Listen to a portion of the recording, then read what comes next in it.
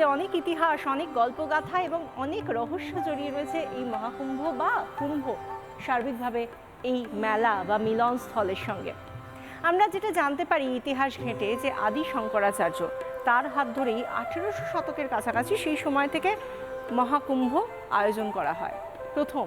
কিন্তু আবার যদি একটু আরও ইতিহাস এদিক ওদিক করে দেখা যায়, তাহলে দেখা যায় যে রাজা হর্ষবর্ধনের সময়ও 4 বছর অন্তর অন্তর, তখন 5 বছর অন্তর অন্তর, তখন বলা হয়েছে বিভিন্ন ইতিহাসের বইতে দেখা গিয়েছে যখন হিউয়েনসাংও এদেশে এসেছিলেন, চীনা পরিব্রাজক, তিনিও তার ভারত সম্পর্কিত যে গ্রন্থ সেখানে এই কুম্ভ মেলার উল্লেখ করেছেন।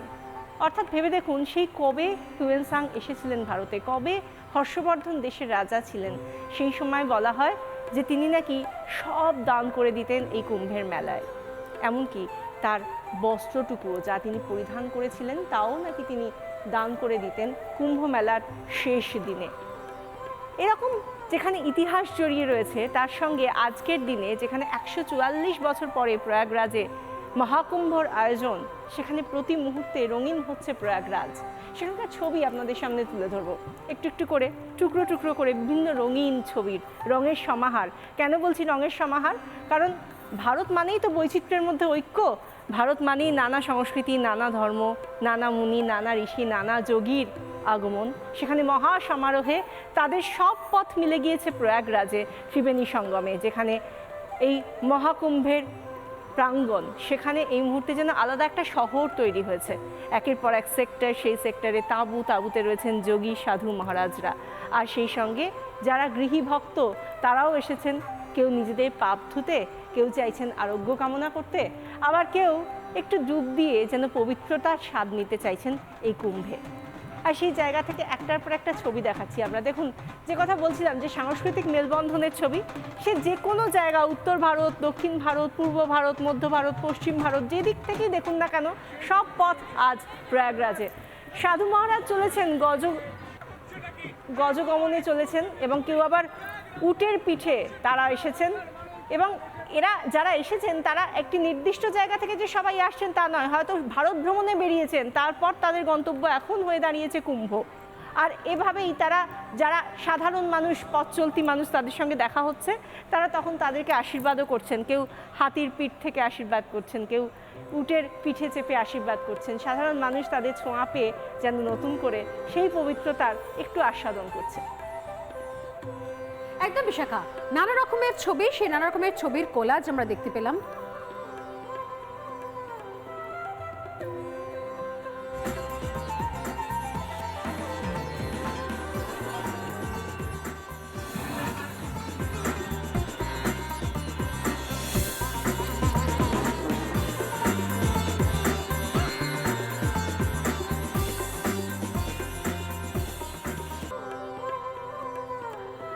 মহাকুম্ভ শুধুমাত্র পূর্ণ নয়, মহাকুম্ভ, যে মহাকুম্ভের যোগ আসে 144 বছর বাদে।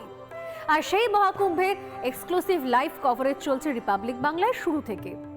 আগামীকাল 13 জানুয়ারি এবং আগামীকাল থেকে শুরু হচ্ছে সেই মহাকুম্ভ মেলা, এবং সেই উপলক্ষে পৃথিবীর বিভিন্ন প্রান্ত থেকে, দেশের বিভিন্ন প্রান্ত থেকে সাধু সন্ত, সাধারণ মানুষ, ভক্ত ইতিমধ্যেই ছুটে গিয়েছেন মহাকুম্ভের পুণ্যভূমি প্রয়াগরাজে। আর সেই কুম্ভের এক টুকরো ছবি আমরা তুলে ধরবো আজও এই বাংলার প্রাইম টাইমে। কারণ 1-2 বছর নয়, 144টা বছর পর আসে এই মহাকুম্ভ। বলে নাকি মহাকুম্ভের এই মহা অমৃত স্নানে একবার শরীর ডোবাতে পারলে, একটা ডুব লাগাতে পারলে অনেক দিনের জমে থাকা রোগ মুক্তি পর্যন্ত হয়, শরীর সুস্থ হয়, পাপস্খলন তো বটেই। এই মহাকুম্ভের প্রত্যেক মুহূর্তে নানা রকম ছোট ছোট গল্প, ঘটনাও উঠে আসছে। কিন্তু এই মহাকুম্ভের ঘটনাগুলো জানার আগে আমাদের আজকে, মানে রাত পোহালেই তো আগামীকাল থেকে শুরু হয়ে যাচ্ছে মহাকুম্ভের মহালগ্ন।